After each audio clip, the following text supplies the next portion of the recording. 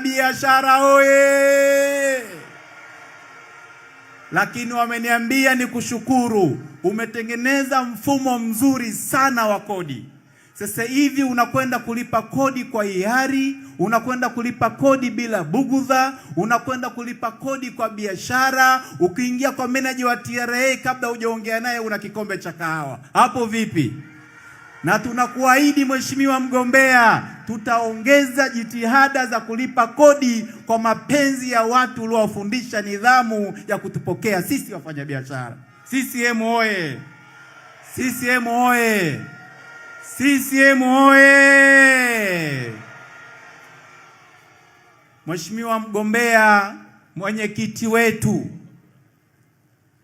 ninazo changamoto chache sana Mheshimiwa mgombea. Ikikupendeza, baada ya kukupa kura za kishindo tarehe 29 Oktoba, tunakuomba Mheshimiwa Rais, Mheshimiwa mgombea wetu, tuna changamoto moja ya soko la Manyema. Soko la Manyema lilikuwa ni open space, tunakuomba soko lile lipate hati, libinaifisho, liwe ni soko sasa rasmi na uweze kutujengea. CCM oye!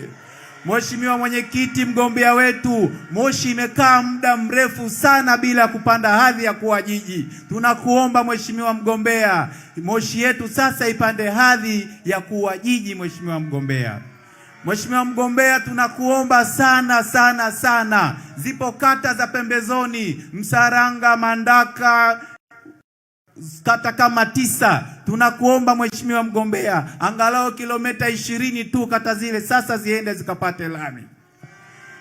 Tunakuomba mgombea wetu, kwa tiketi ya chama chetu cha Mapinduzi, Moshi imekuwa kubwa, Moshi imepanuka. Tunakuomba tupate traffic light na taa za barabarani. CCM oye!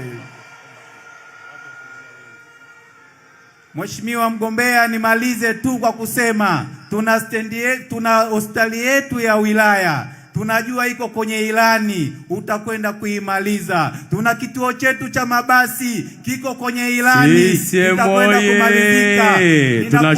Ninawaomba wanamoshi, tarehe 29 tujitokeze kwenda kumpa kura Daktari Samia Suluhu Hassan. Ninawaomba mnipe kura mimi, ndugu yenu, kijana wenu Ibrahim Ahmed Shayo. Ninawaomba tujitokeze wote, tuwape madiwani wote wa Chama cha Mapinduzi. CCM oye! Daktari Samia oye! Asanteni kwa kunisikiliza. Naomba nimwalike Profesa Adolf Mkenda, mgombea wa Rombo. Karibu. Kwenye elimu umeweza.